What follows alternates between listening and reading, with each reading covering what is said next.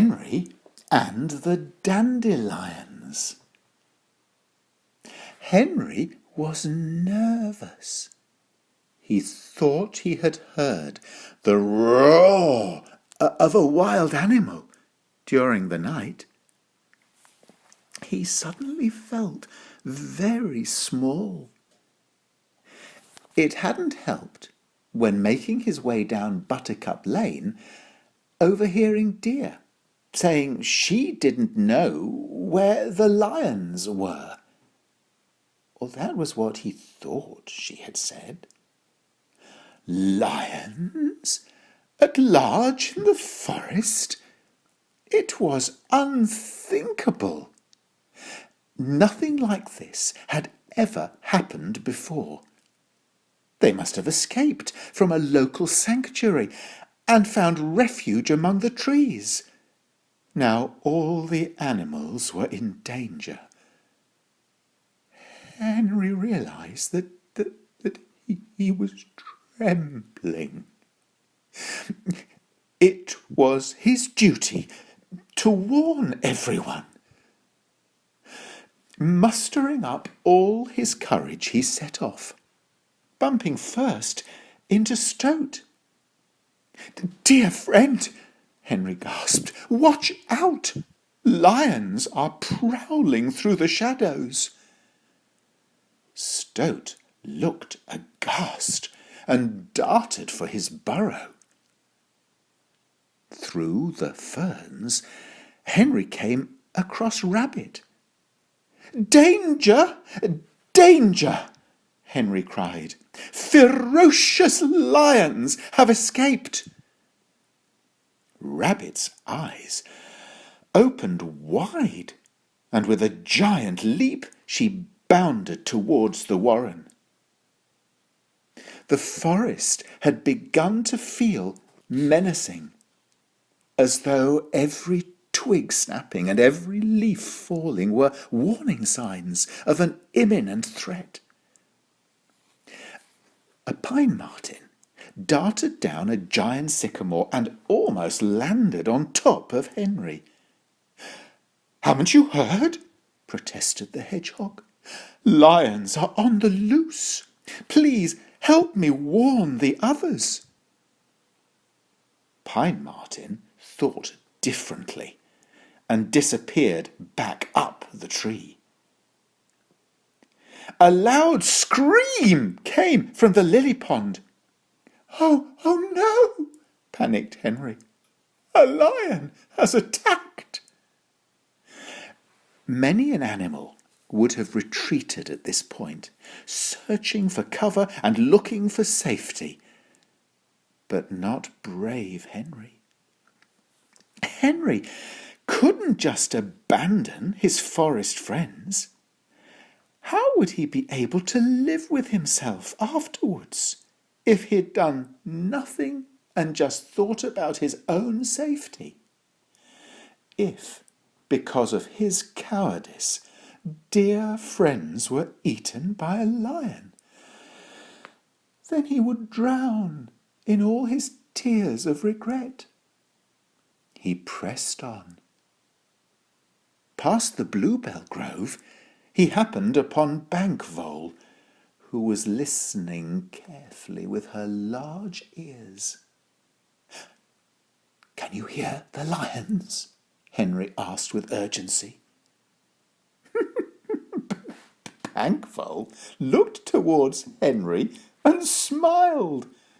His jokes were rather funny, but today she had heard a kestrel and wanted to make sure she didn't become his lunch. She didn't have time for his silliness and skittered away at speed. Henry was quite offended, but realized his words sounded somewhat ridiculous. After all, a lion had never been seen in the forest. He had to keep trying. He ran down the butterfly trail to where the stream lazily sauntered through the daisy meadows. Otter was grooming herself without a care in the world, until Henry called out, "Take to the water, Otter! Lions have been spotted by deer." Otter needed no further encouragement, and in moments was safely beneath the water's flow, grateful for her watery hiding place. It was then that Henry had a brainwave. Returning to the butterfly trail, he saw a kaleidoscope of purple hair-streak butterflies dancing around the old oak trees. "Please, my purple friends," Henry pleaded, "a great peril has come upon the forest. Hungry, angry lions are looking for food, and the animals must be warned. Fly far and wide and warn them all. My little feet just aren't rapid enough, but you can work miracles in moments."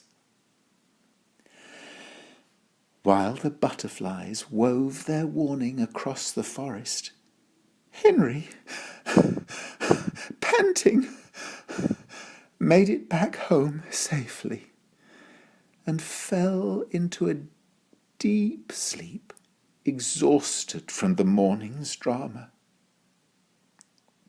A few hours later, Henry was woken by giggling. Peering out of his window, he saw a purple-faced lion staring back at him. He shrieked in horror. But at that very moment, the face of the lion appeared to disappear, and he realized it had been made by 1,000 purple hair-streak butterflies, and standing behind them was deer and all the other forest animals. Once Henry had regained his composure, he asked, "Have you managed to capture the lions? Is everyone safe? Did they eat anyone?" Deer winked at the other animals. "Henry, there are no lions. There never were any lions. You misheard me, our dear, sweet, courageous, prickly and true friend. This morning I was telling my children that I didn't know where the dandelions were. You see, they are their favourite food, and at this time of year are so hard to find."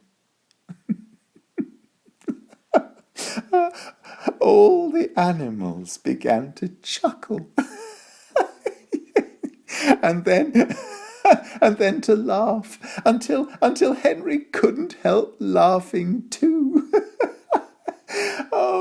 Soon the animals were rolling around the floor in helpless laughter.